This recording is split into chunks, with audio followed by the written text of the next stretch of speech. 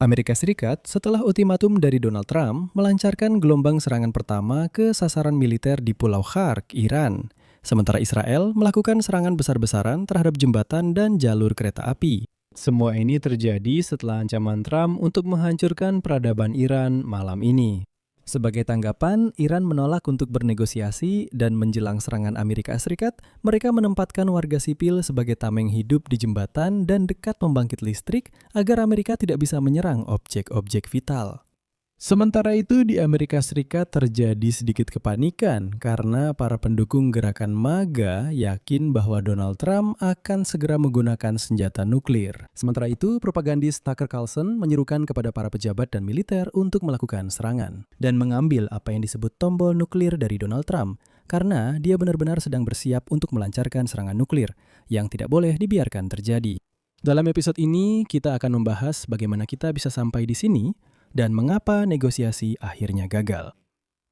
Nama saya Alexei Peci, mari kita bahas topik ini bersama-sama. Tapi sebelum kita mulai episode ini, saya minta kalian untuk subscribe ke channel ini, like episode ini, dan tulis komentar kalian di bawah video ini. Itu sangat penting untuk perkembangan channel ini. Saya akan sangat menghargainya. Dan jangan lupa subscribe ke channel Telegram saya, Peci News, linknya ada di deskripsi video ini. Jadi hari ini Donald Trump mengancam akan menghancurkan peradaban Iran karena negosiasi telah gagal. Dilaporkan bahwa Iran hari ini mengirimkan jawaban kepada Trump berupa 10 poin terkait usulan Amerika Serikat untuk menghentikan perang.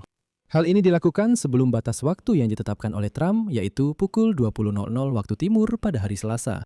Trump menyatakan bahwa tanpa adanya kesepakatan hingga waktu tersebut, dia akan memerintahkan serangan besar-besaran terhadap infrastruktur sipil Iran.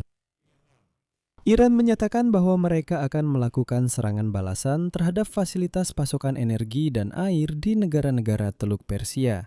Dan setelah itu, Trump menyatakan, kutipannya, "Saya sudah memberi mereka kesempatan dan mereka tidak memanfaatkannya." Namun, bahkan pada jam-jam terakhir sebelum ultimatum Donald Trump berakhir, Amerika Serikat, Iran, dan kelompok mediator regional masih mencoba membahas syarat-syarat perjanjian 2 tahap. Gencatan senjata selama 45 hari yang kemudian akan digunakan untuk negosiasi dan akhirnya penandatanganan perjanjian penuh untuk mengakhiri perang. Donald Trump sendiri menyatakan bahwa kesepakatan bisa dicapai sebelum Selasa malam, namun pada akhirnya tidak ada tanda-tanda bahwa kesepakatan itu sudah dekat. Sementara itu, Iran bahkan menyatakan bahwa mereka sepenuhnya keluar dari segala bentuk negosiasi baik langsung maupun tidak langsung. Kabarnya, jawaban Iran telah dibahas di dalam negeri selama 2 minggu dan dikirimkan kepada mediator Pakistan pada hari Senin. Namun, Donald Trump tidak menyukai jawaban tersebut.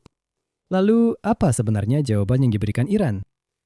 Iran menekankan perlunya penghentian perang secara permanen, bukan hanya gencatan senjata sementara.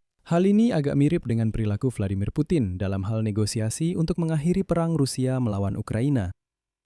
Selain itu, Iran menuntut agar penghentian perang di Iran juga mencakup penghentian pertempuran di wilayah lain, seperti di Lebanon, di mana Israel melakukan invasi terhadap kelompok Hizbullah. Pihak Iran juga menuntut agar mereka diberikan kendali atas Selat Hormuz dan meminta pembayaran kompensasi untuk rekonstruksi. Dan tentu saja, mereka menuntut pencabutan semua sanksi yang diberlakukan oleh Amerika Serikat dan komunitas internasional. Jelas bahwa Amerika Serikat tidak setuju dengan semua itu. Sementara itu, tampaknya Iran benar-benar diberi kesempatan. Ancaman awal dari Trump muncul pada 21 Maret ketika dia menyatakan bahwa Amerika Serikat akan menyerang dan menghancurkan pembangkit listrik Iran jika Iran tidak membuka Selat Hormuz dalam waktu 48 jam. Setelah itu, pada 23 Maret tak lama sebelum batas waktu berakhir. Pada batas waktu yang ditetapkan oleh Trump, Presiden Amerika Serikat menyatakan bahwa Amerika Serikat dan Iran telah melakukan negosiasi yang produktif, jadi kalian diberi tambahan 5 hari lagi untuk bernegosiasi. Pada 26 Maret, Trump memperpanjang batas waktu itu selama 10 hari lagi dengan menyatakan bahwa Iran meminta waktu tambahan dan dengan demikian menetapkan tenggat waktu baru pada 6 April. Namun semakin mendekati tanggal 6 April itu, Trump semakin gugup. Dan pada 5 April dia berkata kepada Iran, kutipannya, "Buka selat itu, sialan, kalian bajingan gila, kalau tidak kalian akan hidup di neraka, lihat saja." Namun pada 6 April, Trump menyatakan bahwa dia bahkan memiliki opsi yang lebih buruk daripada ancaman sebelumnya untuk membom pembangkit listrik dan jembatan Iran jika Iran tidak membuat kesepakatan. Trump juga mengatakan bahwa seluruh negara bisa dihancurkan dalam satu malam. Dan disinilah teori konspirasi mulai bermunculan. Perwakilan gerakan MAGA menyatakan bahwa yang dimaksud Donald Trump adalah senjata nuklir. Ketika dia berkata, seolah-olah ancaman saya itu satu hal, tapi saya masih punya sesuatu yang lebih serius lagi. Dan sekarang, propagandis Tucker Carlson menyatakan bahwa Donald Trump benar-benar siap menggunakan senjata nuklir. Oleh karena itu, dia menyerukan kepada pejabat dan militer Amerika untuk menentang segala upaya potensial Donald Trump melakukan serangan besar-besaran yang dapat menyebabkan kematian warga sipil Iran. Setelah itu, jurnalis New York Post, Caitlin Dernbos, mempublikasikan cuplikan pidato Tucker dan menulis, kutipan, Presiden Trump menyerang Carlson ketika saya menanyakan omong kosong ini kepadanya pagi ini. Dia mengutip pernyataan Trump yang mengatakan bahwa Tucker adalah orang dengan IQ rendah yang sama sekali tidak mengerti apa yang sedang terjadi. Dan menurutnya, Trump juga mengatakan bahwa Tucker Carlson katanya sering menelponnya, tapi dia tidak menjawab panggilan tersebut. Namun demikian, diketahui bahwa Amerika Serikat telah melakukan serangan terhadap target militer di Pulau Khark di Iran. Seperti yang dinyatakan oleh pejabat tinggi Amerika Serikat, militer telah melakukan puluhan serangan terhadap target militer di Pulau Khark di Iran pada Senin malam dan Selasa pagi. Tapi itu jika berbicara menurut waktu Amerika. Menurut laporan media pemerintah Iran, penilaian kerusakan yang terjadi di Pulau Khark setelah pemboman malam hari oleh Amerika Rex menunjukkan bahwa sebagian besar infrastruktur pusat transportasi minyak tetap tidak rusak. Pada saat yang sama, Perdana Menteri Israel Benyamin Netanyahu menyatakan bahwa serangan Israel telah mengenai jalur kereta api dan jembatan di Iran. Pada saat yang sama, Tiongkok dan Rusia memveto resolusi Dewan Keamanan PBB yang bertujuan untuk memulihkan kembali lalu lintas di Selat Hormuz. Saya ingatkan, di sana Emirat mencoba mendorong gagasan opsi militer untuk mendapatkan mandat di Dewan Keamanan. Dan tujuannya adalah untuk membuka kembali jalur penting tersebut. Iran berusaha menggambarkan seolah-olah perundingan gagal justru karena serangan Amerika Serikat. Namun, Menteri Luar Negeri Pakistan Ishaq Dar, yang kebetulan menjadi mediator utama dalam perundingan antara Amerika Serikat dan Iran, menyatakan bahwa justru serangan terbaru Iran ke Arab Saudi yang akhirnya menggagalkan semua perundingan. И вот иранские власти Dengan latar belakang ultimatum, di Amerika Serikat mereka sebenarnya mencoba menutupi sebagian infrastruktur kritis dengan orang-orang.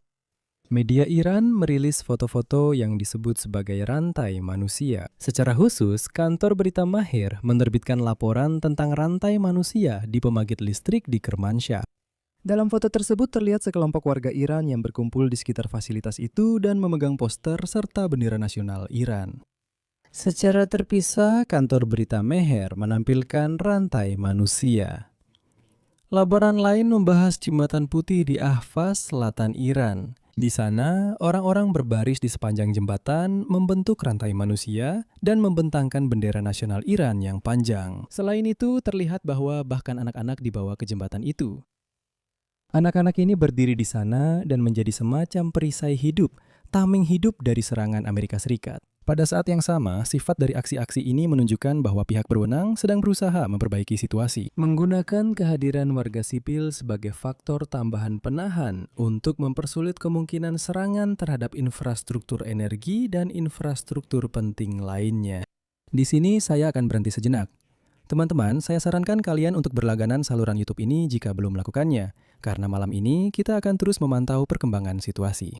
Dan begitu ada berita baru, saya akan segera siaran langsung dan melaporkan semua yang terjadi. Jadi, silahkan berlangganan. Di sini saya akan mengakhiri dengan tanda elipsis. Pendapat Anda, ekspresi Anda. Tulis kesimpulan Anda di kolom komentar di bawah episode ini. Berlanggananlah ke kanal, tekan lonceng, dan jangan lupa beri like. Jika Anda ingin mendukung kerja kanal YouTube ini, Anda bisa melakukannya secara finansial dengan donasi berapapun. Anda bisa melakukannya melalui kode QR yang ada di layar Anda.